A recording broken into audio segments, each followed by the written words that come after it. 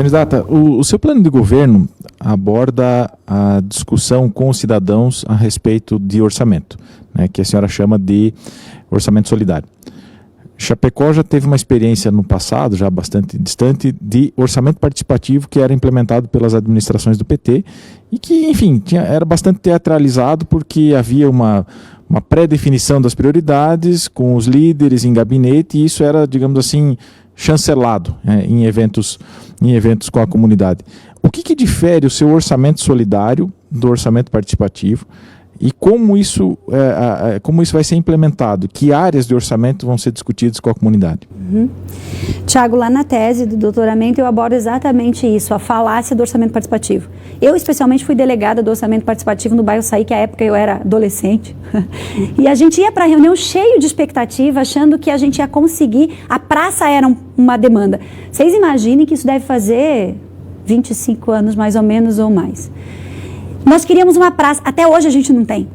Lá no bairro Saí não tem praça até hoje. Tá? Tinha lugar para fazer a praça, tinha definido. E é isso que você falou. Frustrou tanto o fato de você ir lá chancelar aquilo que alguém falando induzia você a acreditar que você estava errado, né? E que você tinha que votar em quem estava com o microfone. Né? A experiência que eu proponho de orçamento e que vem toda trabalhada aí no doutoramento, e por isso esse nome de orçamento solidário, é que a gente trabalhe de forma mais objetiva. Primeiro, o nosso plano de governo fala de fortalecimento de relações comunitárias. Hoje nós temos em Chapecó só 2 conselhos comunitários com estrutura, que é o bairro Saíque e o bairro Bela Vista, naquele modelo que já foi lei no estado de Santa Catarina de organização comunitária. Aí nós temos as associações de moradores, associações de bairros, muitas vezes vinculadas também às organizações religiosas. Nós precisamos que a comunidade comece a criar vínculos comunitários e identificar as suas demandas, não apenas lá no momento da escolha. E é por isso que nós pensamos fortemente em integrar. Como é que a gente vai fazer isso? Com eventos culturais, gastronômicos nas comunidades, para que a comunidade se encontre e a comunidade comece a ganhar capital. A gente fala assim de capital social, para começar a discutir a importância da sua comunidade, não apenas em época de política, que é o que se faz nesse momento a cada 4 anos. Né? Faremos isso a partir de atividades, inclusive culturais, de contraturno nas escolas, utilizando os espaços dos conselhos comunitários. Nós precisamos aproximar as pessoas. Quando as pessoas estiverem próximas, e aí essa fala é muito da Hannah Arendt, quando ela fala de por que eu sou pessoa, por que eu sou gente?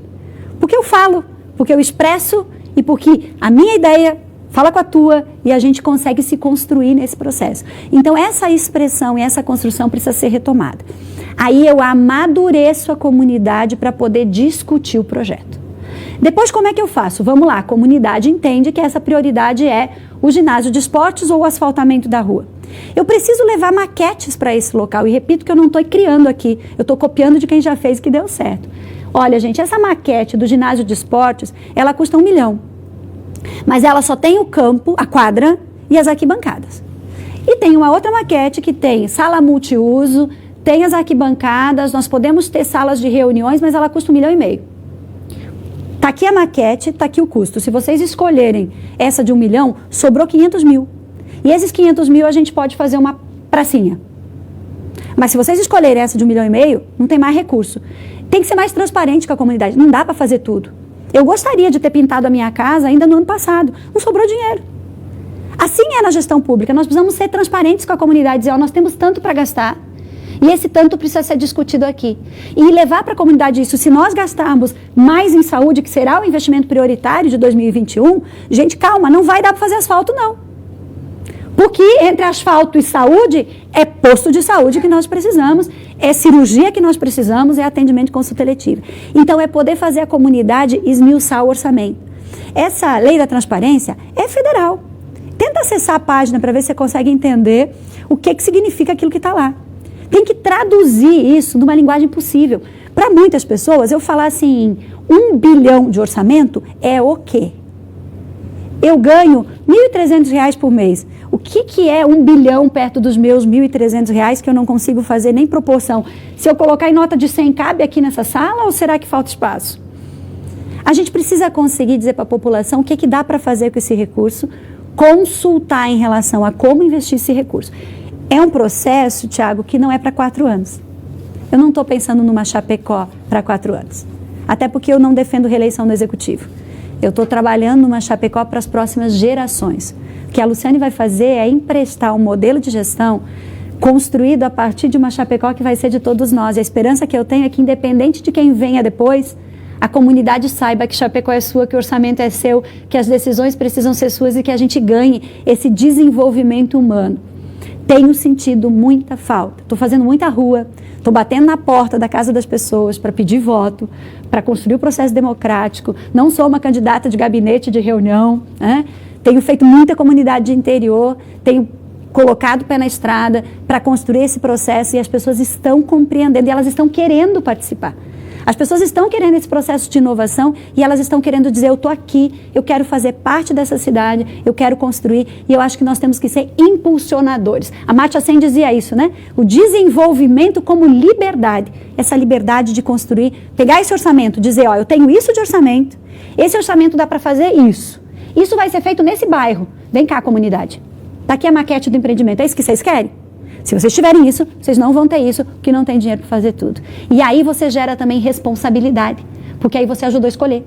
Pode, mas isso, como é que eu faço isso? A tecnologia está aí, eu posso fazer por aplicativo. Quem tem aplicativos? Tem pessoas que não têm acesso à internet. Então está lá no Conselho Comunitário a maquete, vai lá e vota lá. Você pode criar alternativas para que a comunidade participe. Candidata, é possível conter o sentimento de, um eventual sentimento de frustração do cidadão que participa desse processo,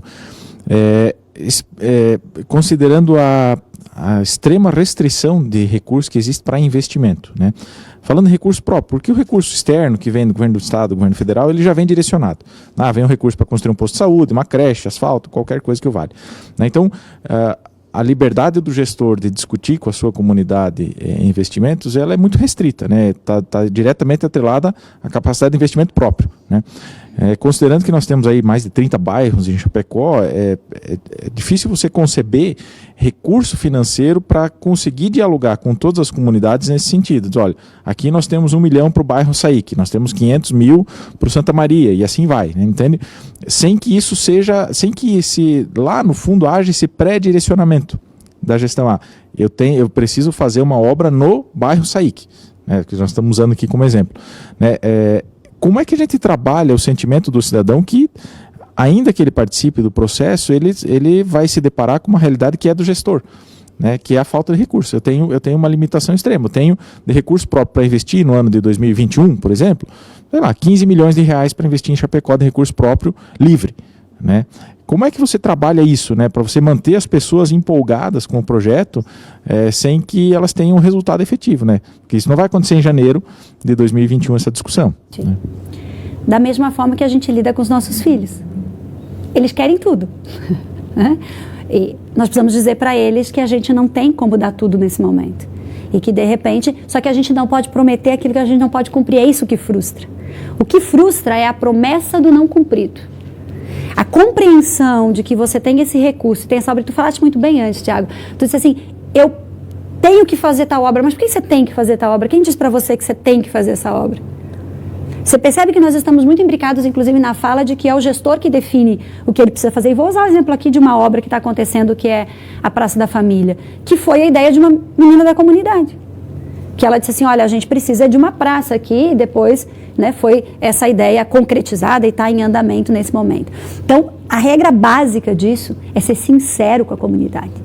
Nós não temos muito recurso próprio, nós temos recurso externo e daqui a pouco a gente pode somar essa demanda. Vou usar um outro exemplo. O governo federal abriu um programa agora que se chama Brasil em Campo. Nós só precisamos fornecer o terreno. O governo federal investe 1,2 milhões para fazer toda a estrutura, permite parceria pública e privada no aproveitamento do espaço e 5 anos depois, se a estrutura estiver boa, ela transfere todo para o município. Por que a gente não se inscreveu no projeto? É dinheiro de graça. Eu resolvo essa situação numa demanda do bairro EFAP. Talvez eu não vá discutir isso com a comunidade EFAP e dizer assim, olha, comunidade, eu tenho essa receita livre, vocês querem investir no quê? Mas a comunidade da EFAP identificou que a demanda deles é por esporte, é por espaços de lazer e por tal, e eu consigo, dentro do banco de projetos, levar essa alternativa junto com o meu orçamento. Consequentemente, eu atendo essa demanda com orçamento externo e o recurso sobra para atender uma demanda que eu preciso fazer com recurso próprio. Tá? Eu repito aqui, pode parecer um pouco utópico, mas eu prefiro acreditar na força republicana. Eu prefiro acreditar que as pessoas querem ser responsáveis pelos espaços que elas estão e que elas querem ajudar a construir a cidade onde elas estão. E que compreenderão, quando for sério, quando ela conseguir abrir um aplicativo, a página da prefeitura, ou mesmo ser atendido no setor de prestação de contas e querer compreender, foi pago tanto de medicamento, foi gasto isso para fazer uma calçada, está aqui a nota fiscal, nós pagamos para essa empresa, o processo licitatório foi aberto, esse aqui foi o melhor preço, a pessoa vai estabelecer uma relação de confiança. E ela vai entender, repito, como os nossos filhos entendem, que às vezes assim, eu gostaria de ganhar um notebook, mãe. Não tem condição, filho, você tem que ficar com aquele que você tem, porque a gente não está com recurso agora, né? É outra prioridade nesse momento. E os nossos filhos compreendem quando a gente olha no olho e diz para ele o que dá para fazer. Precisa amadurecer convivência comunitária.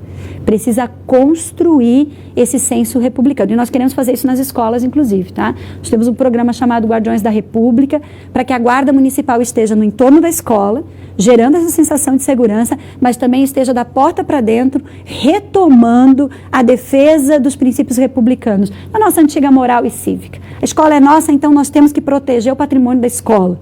Nós precisamos ter essa conexão. Talvez a gente está preparando a próxima geração para se entender pertencente a todo esse processo.